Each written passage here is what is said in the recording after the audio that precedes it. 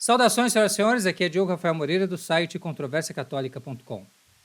Vez por outra, Pastor X, Profeta Y, vem até o meu WhatsApp, vocês sabem, o meu número aparece sempre no começo dos vídeos, as pessoas podem copiá-lo, salvá-lo nos seus contatos e entrar em contato pelo WhatsApp, pelo Telegram.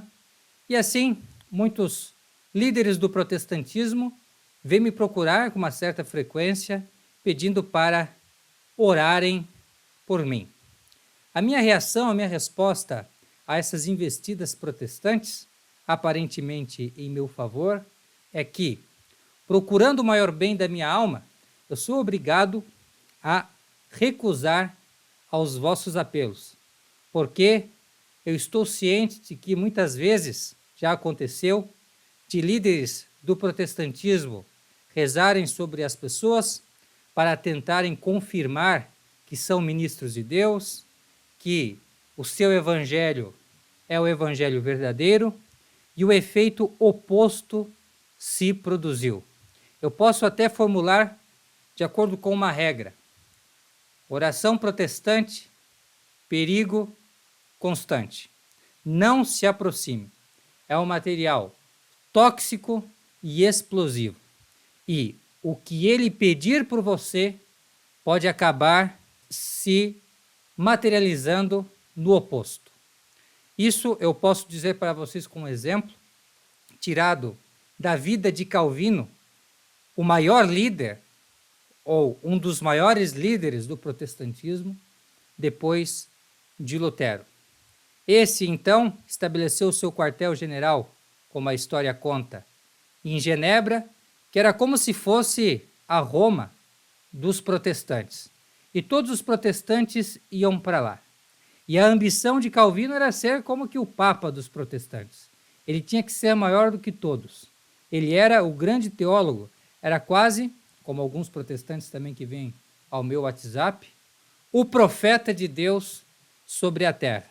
E ele queria, então, à força, confirmar o seu ministério e assim fazer com que todo mundo, até aqueles poucos que se lhe opunham, acabassem reconhecendo-lhe como o profeta do Altíssimo.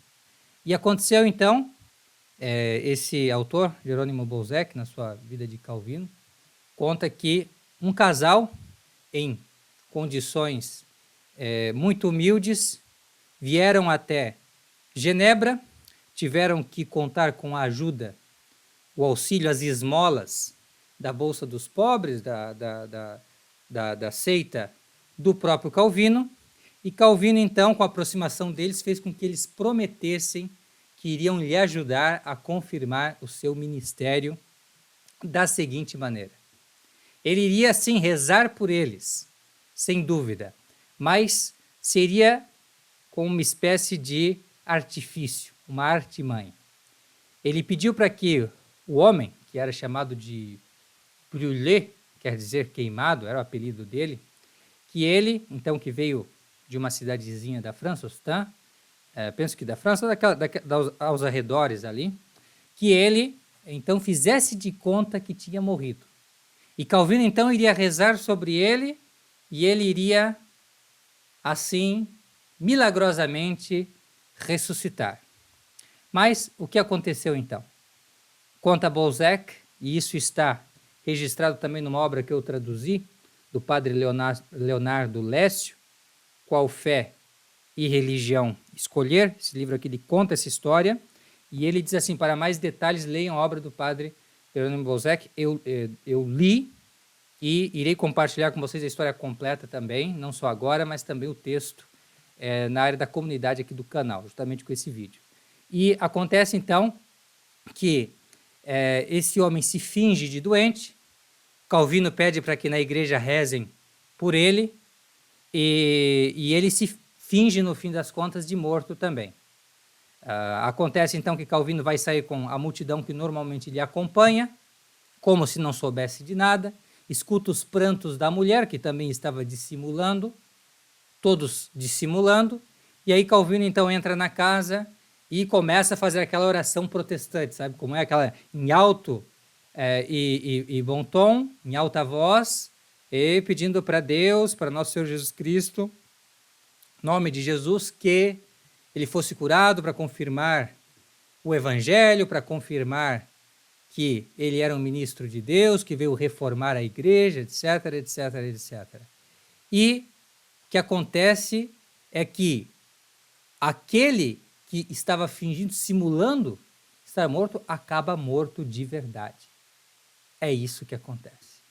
Então, a mulher dele começa a perceber que ele não reage, ela empurra ele para que ele se manifeste e nada, o homem está ali, duro, né? Rígido, e de fato ela percebe que ele já não vive mais, né? E dessa forma ela fica em prantos de verdade agora e começa a denunciar o que Calvino está fazendo. Calvino, muito rapidamente, para não ficar em descrédito com os seus discípulos, ele diz, não, ela está fora de si, porque perdeu o marido, etc., vamos rezar por ela, e o que ela está fazendo é muito grave, me acusando disso e daquilo, que ela se retrate, que saia daqui, e a mulher acaba tendo que sair, então, de Genebra e voltar para a sua terra natal. É isso que conta este autor, ali muito próximo, né, que ele conviveu, ele conheceu Calvino, ele conheceu Beza, que foi o sucessor de Calvino, em Genebra. Então, ele conta esse fato, diz que a própria mulher o atesta, que há testemunhas que comprovam também, embora os calvinistas, devotos de Calvino, neguem isso. Então, o que acontece? Quando, e aqui é a doutrina católica que nós lemos nos grandes teólogos, lemos também no comentário ao Evangelho segundo São Mateus, de Cornélio a Lápide, um grande autor que eu gosto muito, um grande comentador, expositor da Sagrada Escritura, o maior, acredito, entre os modernos e talvez o maior de todos os tempos, Cornélio a Lápide, e no seu comentário ele deixa claro, jamais pode acontecer um verdadeiro milagre por meio de um falso profeta em confirmação de sua falsa doutrina. Isso não pode acontecer. Então, a oração do protestante para confirmar o seu falso evangelho, para tentar converter as pessoas à falsa fé dele, não surte efeito. E pior, pode acontecer exatamente o contrário, como aconteceu no caso deste homem. Então, não se confirma a mentira. Deus não é fiador, não vai confirmar uma mentira, uma falsa doutrina. Então, não existe verdadeiro milagre em confirmação da heresia protestante. E que o protestantismo é heresia e que é uma falsa religião, está provado e comprovado, e eu exorto os protestantes a estudarem, a compararem a doutrina católica de verdade, não essa caricatura que eles criam de catolicismo, que eles mal conhecem, não conhecem o catolicismo. Então, comparar, como fez o padre Leonardo Lessio, levando à conversão de muitos protestantes, comparar a doutrina católica com a doutrina protestante, os seus ensinamentos, confrontar um com o outro e ver qual que é o verdadeiro evangelho de Cristo. O padre Leonardo Lessio aqui em 10 considerações demonstra que a verdadeira religião cristã é a religião católica, é sinônimo. Já diziam os primeiros cristãos, cristão é meu nome, católico é meu sobrenome. Então, cristianismo é igual a catolicismo. Enquanto que as seitas que vêm do catolicismo foram expulsas do catolicismo por adulterarem a doutrina cristã. E nós conhecemos isso através de muitas considerações que nós podemos fazer.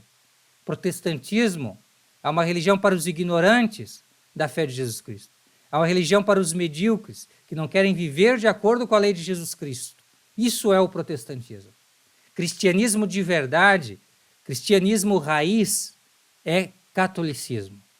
Esse que realmente melhora a nossa vida e salva a nossa alma. Essa é a religião verdadeira que nós devemos seguir, que nós promovemos, não só aqui com os vídeos do canal, mas com as nossas publicações, dentre as quais esta obra, Qual Fé e Religião Escolher, que recomendo a todos. Também recomendo a obra de Monsenhor Jacques Benet Bossuet, Exposição da Doutrina da Igreja Católica em Matérias de Controvérsia, onde ele expõe a doutrina católica muito brevemente para as pessoas que ignoram a doutrina católica, né? Principalmente ele se dirige ali para os calvinistas, para os protestantes, e explica a doutrina de uma maneira que todos que pensarem claramente vão reconhecer ali o Evangelho de nosso Senhor Jesus Cristo. Então essa é a minha resposta. Eu penso que antes de tentarem rezar, orar, como dizem, por mim, procurem fazer bem a vós mesmos, estudando a doutrina católica. Porque às vezes vocês acham, agindo de boa fé, não sei, né? Pensando que estão fazendo um bem, estão fazendo realmente um grande mal, como é o caso do Calvino, que pecou duplamente, não só pela questão da oração em si, mas pela maneira como ele orquestrou essa fraude que consiste em promover a falsa reforma do protestantismo. Então é isso, meus caros, muito obrigado pela atenção, fiquem com Deus e até a próxima. Tchau, tchau.